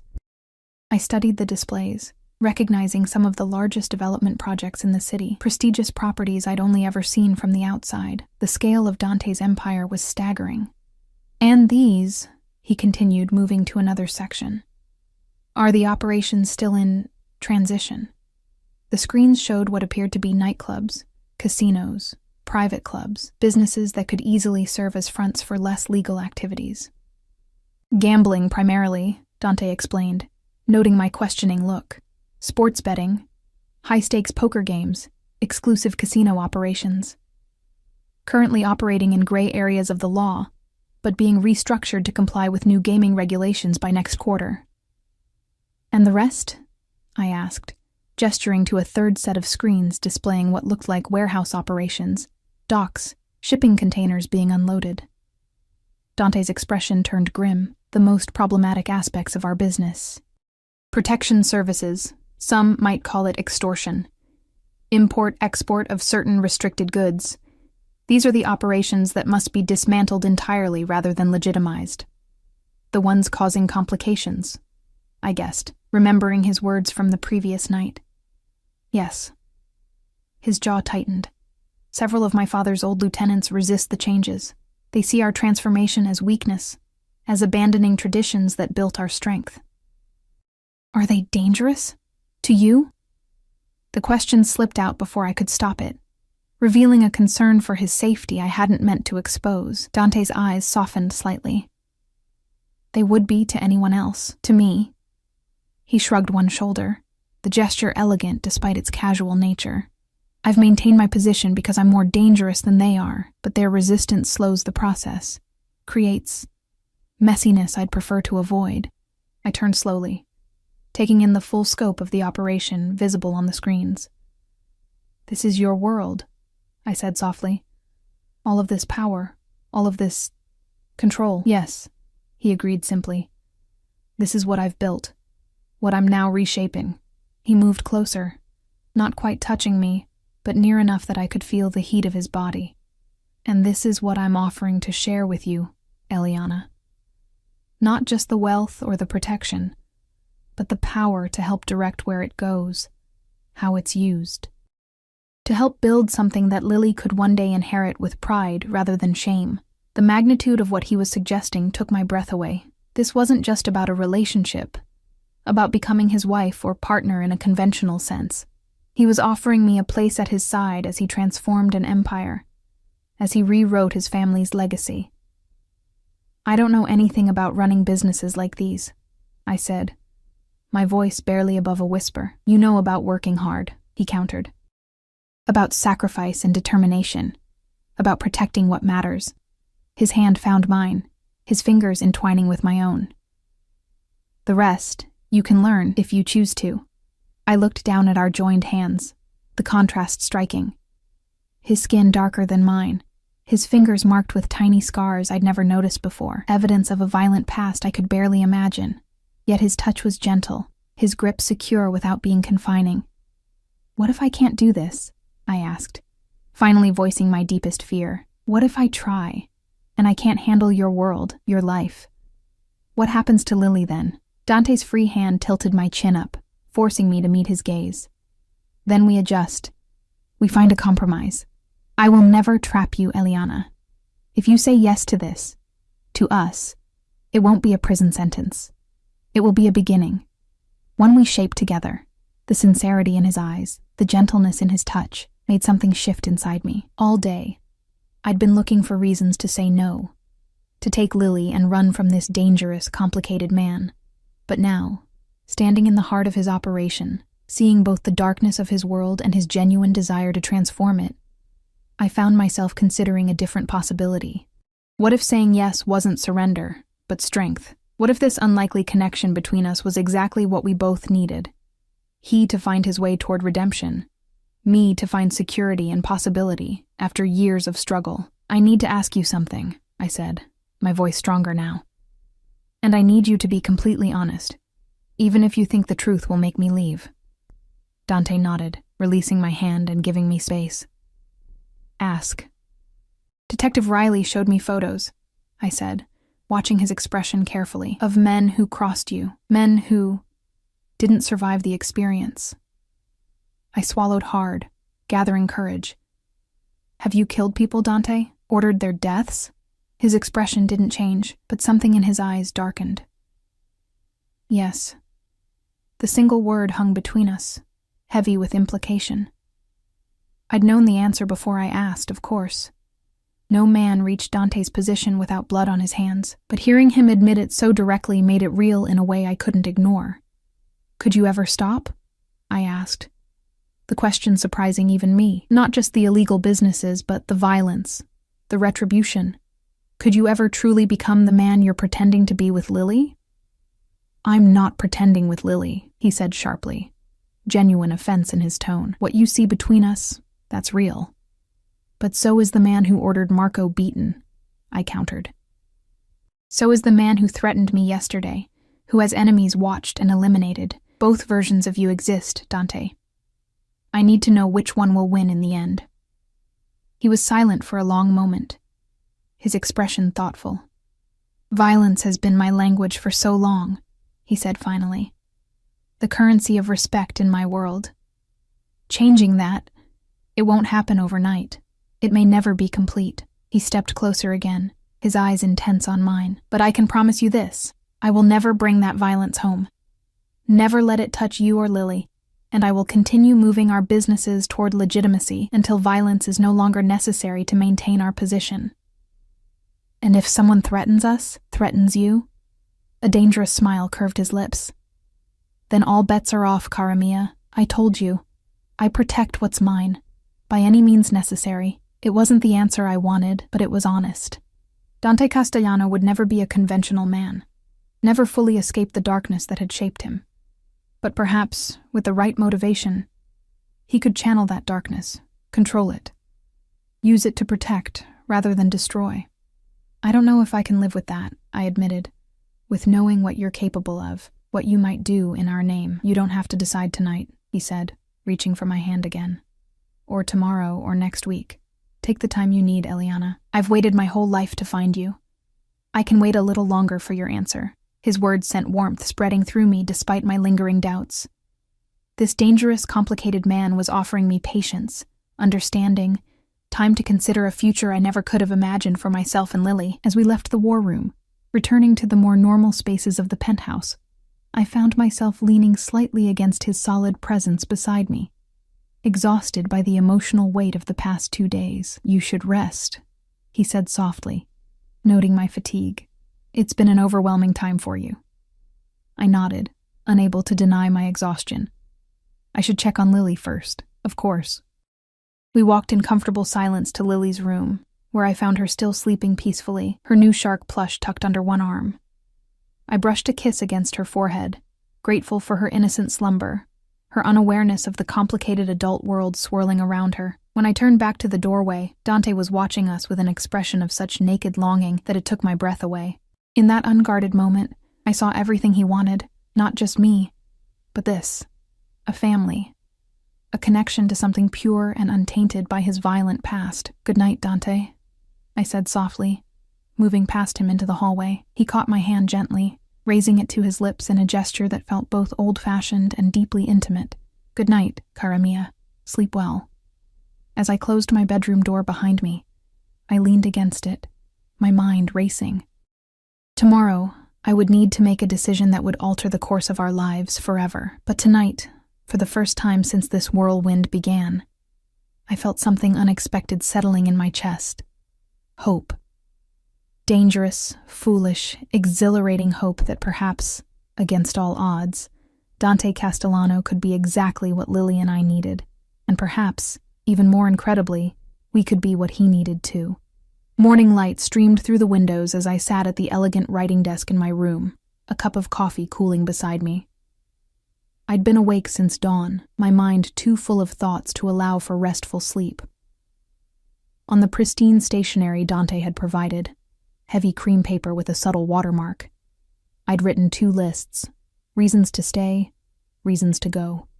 The go column was substantial, Dante's criminal past and present, the violence he'd both committed and ordered, the enemies who might target us to get to him, the complications of raising Lily in his world, the loss of independence that would inevitably come with accepting his offer. Yet the stay column had grown longer as the morning progressed. Security for Lily, financial, physical, emotional.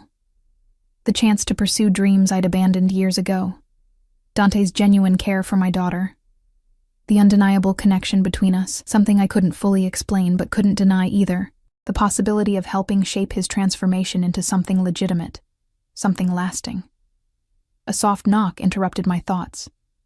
"Come in," I called, expecting Maria with breakfast. Instead, Dante himself entered, already dressed in casual slacks and a light sweater, his hair still damp from a shower. He carried a small tray with a fresh cup of coffee and a plate of pastries. "I thought you might be awake," he said, setting the tray on the desk beside my lists, which I instinctively moved to cover. He smiled slightly but didn't comment on my protective gesture. "Lily's still sleeping. Yesterday's excitement tired her out." "Thank you for the coffee," I said, wrapping my hands around the warm mug. "Did you sleep well?" "No." His honesty surprised me. I rarely do. "Nightmares?" I asked before I could stop myself. A shadow crossed his face. "Sometimes." "Mostly just thoughts that won't quiet." He hesitated, then added, "Last night, thoughts of you, of what your decision might be." The vulnerability in his admission touched me unexpectedly. This powerful man, who controlled an empire built on fear and dominance, was standing before me with uncertainty in his eyes, waiting for my judgment. "I've been thinking about it all night too," I admitted, making lists, weighing options. "Very practical," he observed, his lips quirking in a small smile. "May I?" He gestured to the armchair near the desk. I nodded, and he settled into it, his posture relaxed, but his eyes intent on mine. "Have your lists provided clarity?" "Some," I said cautiously. "There are good reasons to walk away from this. From you, reasons any rational person would consider definitive. And yet you haven't packed Lily's things and demanded I take you home," he noted, "which suggests there are also reasons to stay that carry significant weight for you." I sipped my coffee, using the moment to gather my thoughts. "Last night, you showed me your operation, your power, your control. But there's something you haven't shown me, something I need to understand before I can make this decision." Dante leaned forward slightly, his expression serious. "Ask, and if it's in my power to show you, I will." "Your heart," I said simply. "Not the part that loves Lily, that's evident to anyone who sees you with her. Not even the part that wants me, desires me. That's clear enough too." I set my coffee down, holding his gaze steadily. "I need to see the part that's capable of truly loving someone, of putting their needs above your own power, your own control. I need to know that exists, Dante, before I can even consider a future with you." He was silent for a long moment, his dark eyes unreadable. When he finally spoke, his voice was lower, rougher than I'd heard before. "What do you know about my father's disappearance?" The official story. The abrupt change of subject caught me off guard. "Just what everyone knows. He went missing 3 years ago. His body was never found. Most people assume it was a rival family, or maybe an internal power struggle." Dante nodded slowly. "That's the story we allowed to spread. The truth is more complicated." He stood suddenly, moving to the window, his back to me. "My father didn't disappear. He's in a private medical facility in Switzerland, under a different name. Has been for the past 3 years. He's alive," I whispered, stunned by this revelation. Dante turned to face me, his expression grave. In a manner of speaking, he suffered a massive stroke. The doctors say he's aware but cannot speak, cannot move beyond blinking his eyes. He requires round-the-clock care. "I don't understand," I said, struggling to process this information. "Why fake his disappearance? Why not just tell people he was ill? Because in our world, illness is weakness," Dante explained, his voice hard. "And weakness invites attack. If our rivals had known my father was incapacitated, they would have moved against us immediately. The family would have been torn apart, our territory divided among enemies. So you..." "What? Took over and pretended he was missing?" "I created a narrative of mysterious disappearance that suggested both external and internal threats," he said, his tone analytical, detached. It kept everyone uncertain, cautious. It gave me time to secure my position without immediate challenges. I stared at him, still confused about why he was telling me this now. What does this have to do with what I asked you? Dante moved back to the chair, sitting closer to me this time, his eyes never leaving mine. I visit him every month, fly to Switzerland under the pretense of business meetings, sit by his bed for hours, telling him about the family, the business, reading to him from books he used to enjoy. His voice softened. He was a monster in many ways. Cruel, unfaithful, indifferent to my mother's suffering, to Sophia's illness. He taught me to be ruthless, to trust no one, to see compassion as weakness. And yet you care for him still, I said, beginning to understand. He is my father, Dante said simply. Family is everything, even when they don't deserve our loyalty, even when caring for them goes against every logical consideration. He reached for my hand, his touch gentle. The man who taught me to be a monster also taught me the importance of family bonds, of protection, of sacrifice for those who are ours. I looked down at our joined hands, his olive skin against my paler tone. You could have put him in some anonymous facility, forgotten about him. It would have been easier. Yes, he agreed, more practical, more in line with how he raised me to think. A hint of bitterness colored his tone. He would have done exactly that, had our positions been reversed, but you couldn't, I said softly. No. His thumb traced circles on my palm, the gesture absent-minded, intimate. Some obligations transcend logic, transcend deserving. Some bonds can't be severed, no matter how much simpler life might be without them. The realization of what he was truly telling me washed over me like a wave. This wasn't just about his father, it was about his capacity to love, to remain faithful to commitments even when they became difficult, inconvenient. It was his answer to my question about his heart. You're showing me that if I choose you, I said slowly, if I accept this life, this commitment, you would never abandon us, no matter what happened, no matter how difficult things became. His dark eyes held mine, filled with an intensity that stole my breath. I would die first, Eliana. You and Lily would never want for anything, would never face any hardship I could prevent, would never doubt your place in my life. This I swear to you. The fierce sincerity in his voice, the naked vulnerability in his expression, broke something open inside me. This dangerous, complicated man was offering me not just wealth and protection, but a devotion so complete it was almost frightening in its intensity. I believe you, I whispered, surprising myself with the truth of it. God help me, but I do. Something shifted in his expression, hope, perhaps, cautious but real. Does that mean... It means I'm still thinking, I interrupted, needing to maintain some semblance of control over this life-altering decision. But yes, it helps, knowing that part of you exists. He nodded, accepting this without pushing further. After a moment, he asked, what would make the decision easier for you? What concerns weigh most heavily? I considered the question seriously, appreciating that he wasn't simply trying to overcome my objections, but genuinely wanted to understand my hesitation. Lily, I said finally. My biggest fear is how growing up in your world might affect her. The danger, yes, but also the values, the expectations. I don't want her thinking violence is an acceptable way to solve problems. I don't want her becoming entitled or spoiled by wealth she didn't earn. I don't want her growing up afraid, always looking over her shoulder for threats. Dante's expression turned thoughtful. All valid concerns. What if... He paused, seeming to consider his next words carefully. What if we establish some boundaries? Certain aspects of my business, my past, would remain separate from our home life. Lily would be raised with normal expectations, normal responsibilities, despite the privilege she would enjoy. That sounds good in theory, I said skeptically. But how would it work in practice? Your world has already invaded our lives completely. Not completely, he countered.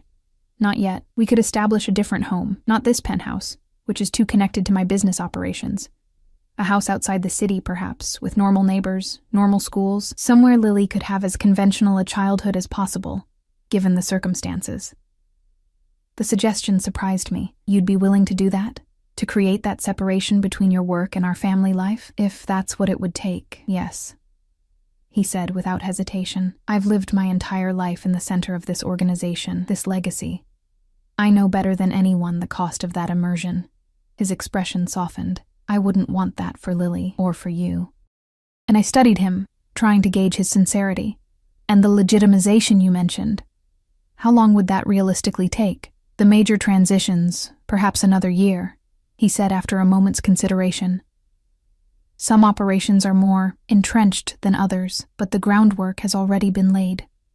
By the time Lily starts school, the Castellano name could represent entirely legal enterprises. And the violence? I pressed. The enemies? The threats? His expression hardened slightly. Some risks can never be entirely eliminated, but they can be managed, minimized. With the right precautions, the right security measures, you and Lily would be safer with me than without me. He leaned forward, his gaze intense. The world is dangerous regardless, Eliana. At least with me, the dangers are known, anticipated, prepared for. There was truth in his words, uncomfortable as it was to acknowledge. The world had never felt particularly safe to me, even before Dante entered our lives. As a single mother struggling to make ends meet, I'd faced different but equally real threats: eviction, illness without insurance, the constant grind of poverty that wore down body and spirit alike. One more thing, I said, making a decision I hadn't even realized I was considering until that moment. If I agree to this, to us, I need something from you. A promise. Anything, he said immediately, the readiness of his response both touching and concerning. I need to be your partner, not your possession, I said firmly. I need to have a voice in decisions that affect our family. I need to maintain some independence, my own interests, my own identity beyond being Dante Castellano's wife. He was silent for a moment, considering my words. Partnership is unfamiliar territory for me, he admitted finally.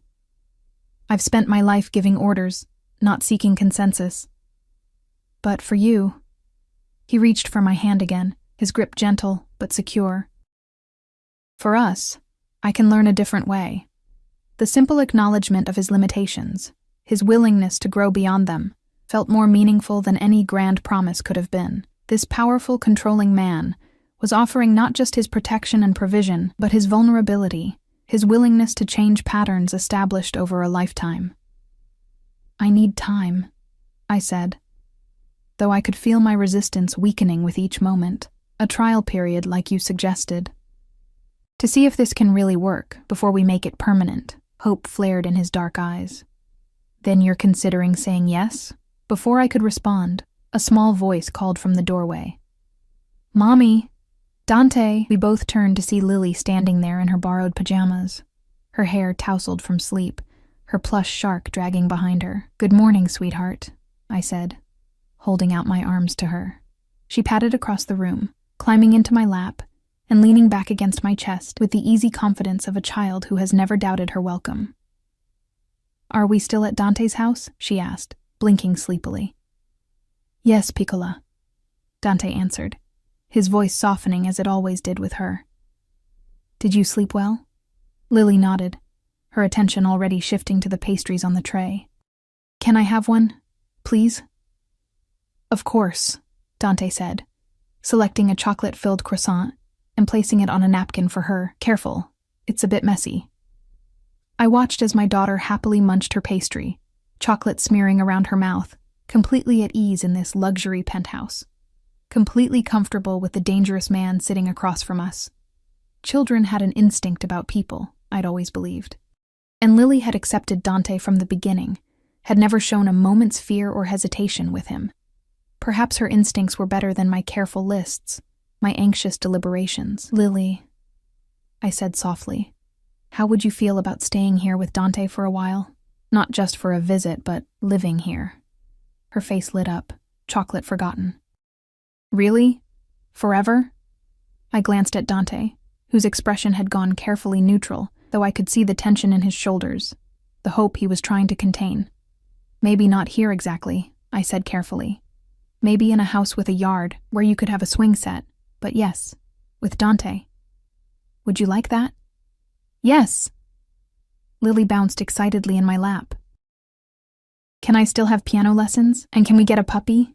Dante said maybe when we have a yard. I raised an eyebrow at Dante, who had the grace to look slightly abashed. You've been discussing pets already, have you?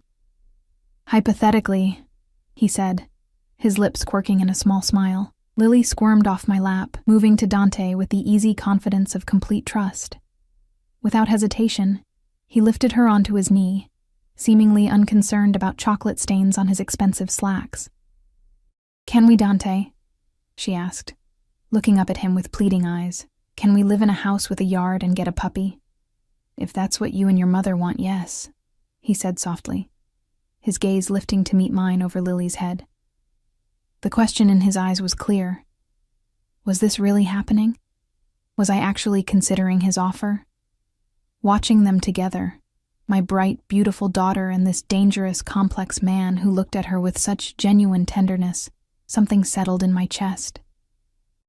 A certainty I hadn't expected to find so soon, so completely. Lily, sweetheart, I said, why don't you go see if Maria is in the kitchen?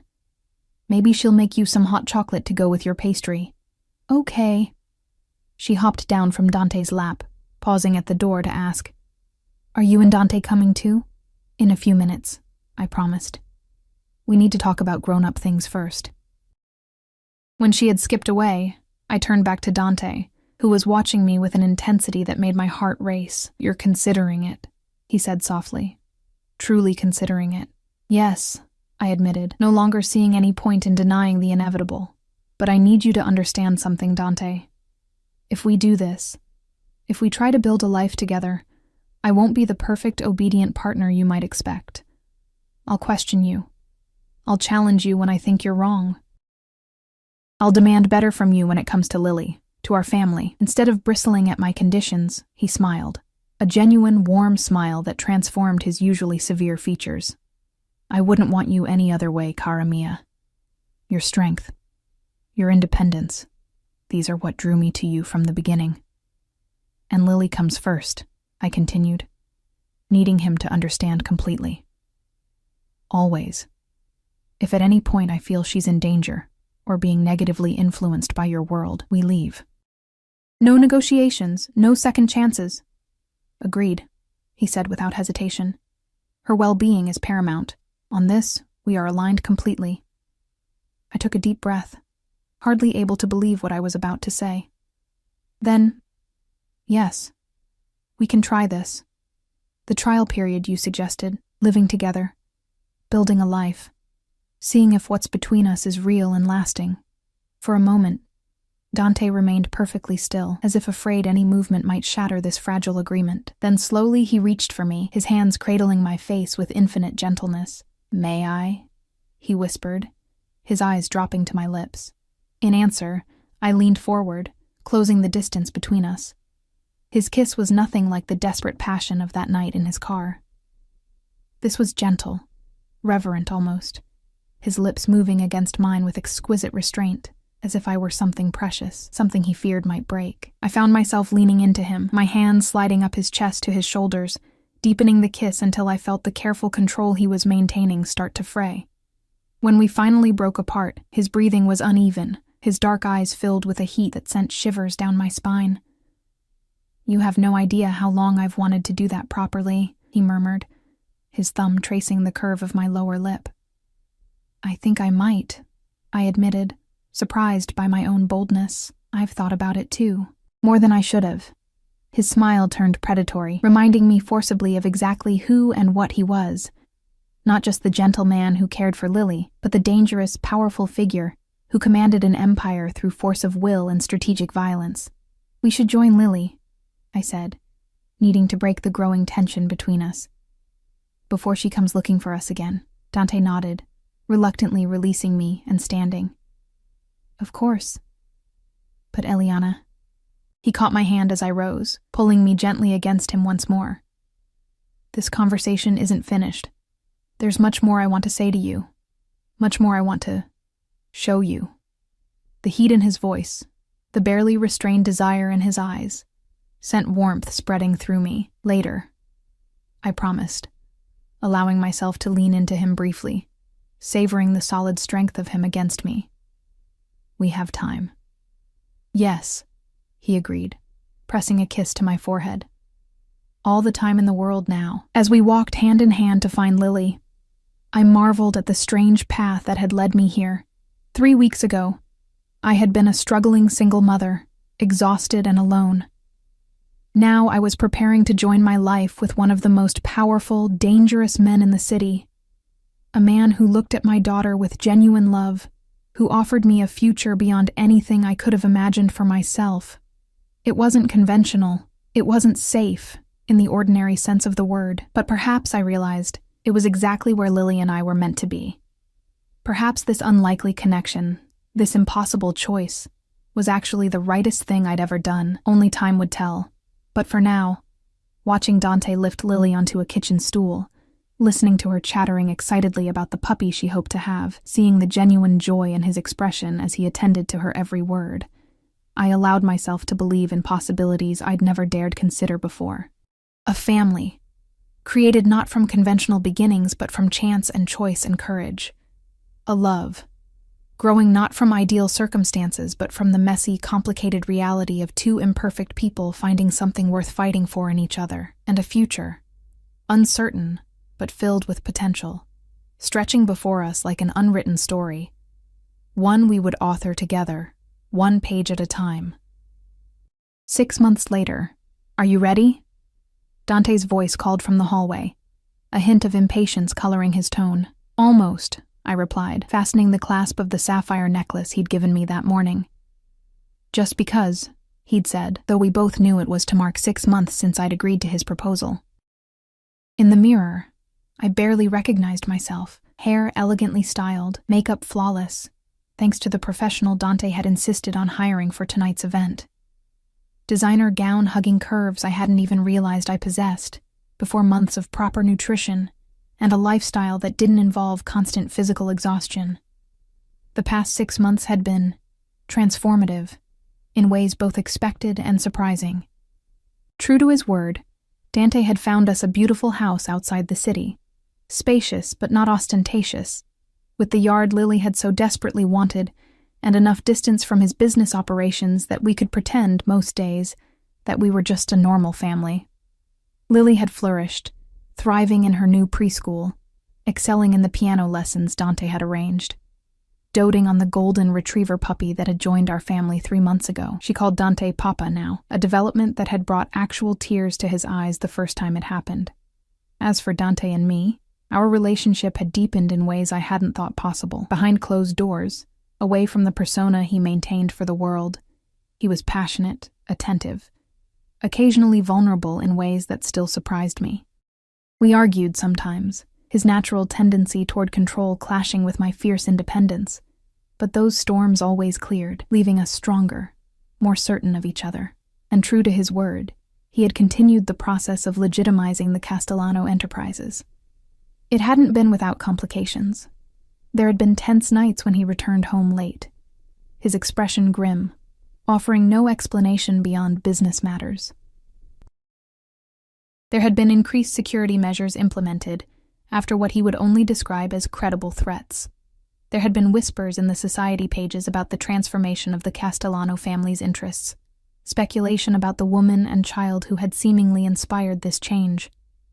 But through it all, Dante had remained steadfast in his commitment to building a future we could all share without shame or fear. Tonight marked another milestone in that journey. The grand opening of the Castellano Foundation's new children's hospital wing, named in memory of Sofia. It would be our first official public appearance as a couple, the first time I would stand beside Dante as he revealed this more legitimate, charitable face of his empire to the world. "Eliana?" Dante appeared in the doorway of our bedroom, resplendent in a tuxedo that emphasized his powerful frame, his dark eyes warming as they took in my appearance. "You look breathtaking." "Thank you," I said, a blush heating my cheeks despite the months we'd spent together. "Is Lily ready?" Maria just finished helping her into her dress. "She's very excited about being a princess tonight." His smile softened, as it always did when he spoke of my daughter. Our daughter, in every way that mattered now. She wants you to approve her hairstyle before we leave. I nodded, moving toward the door, but Dante stopped me, his hand gentle on my arm. Before we go, he said, his expression turning serious, there's something I need to ask you. What is it? I asked, concern flickering through me at his suddenly solemn tone. To my complete shock, Dante Castellano, feared Mafia boss, ruthless businessman, the most powerful man in the city, dropped to one knee before me, reaching into his pocket to withdraw a small velvet box. Our trial period is officially over, he said, his voice rough with emotion. And I find myself more certain than ever that you and Lily are everything I never knew I needed, everything I want for all the days of my life. He opened the box, revealing a stunning sapphire and diamond ring that perfectly matched the necklace I wore. Eliana Morgan, will you marry me? Will you be my wife, my partner, the mother of our family, now and always? Tears blurred my vision as I looked down at this powerful man kneeling before me, offering not just wealth and protection now, but his heart, his name, his future. Yes, I whispered, my voice breaking with emotion. Yes, Dante, I'll marry you. His smile was radiant as he slipped the ring onto my finger, then rose to pull me into a kiss that promised everything words couldn't express: passion and commitment, protection and partnership. A love that had grown from the most unlikely of beginnings into something unbreakable. Mommy, Papa, look at my dress! Lily's excited voice broke us apart, both of us turning to see our daughter twirling in the doorway, resplendent in her blue party dress, her dark curls arranged in an elaborate style that matched mine. Dante lifted her effortlessly, settling her on his hip as he wrapped his other arm around my waist, drawing me against his side. What do you think, Piccola? Should Mommy marry us and be part of our family forever? Lily's eyes widened, her gaze dropping to the ring now sparkling on my finger. Yes, she squealed, clapping her hands in delight. Does that mean I can be flower girl? Maria said real princesses have flower girls at their weddings. Dante laughed, the sound free and unrestrained in a way it rarely was outside our home. Of course, Tesoro. You'll be the most beautiful flower girl the city has ever seen. As we made our way downstairs, Lily chattering excitedly about wedding plans between us, I marveled once again at the strange, wonderful path that had brought us here. From that first night at Bellini's, when Dante Castellano had walked into my life with all his danger and intensity, to this moment, a family, whole and happy, moving together toward a future brighter than I could have ever imagined. It wasn't a conventional fairy tale, the dangerous mafia boss and the struggling waitress finding in each other exactly what they needed to become more than they had been alone. But it was our story, and as I glanced at Dante, my fiancé, my protector, my partner, I knew with absolute certainty that I wouldn't change a single word of it.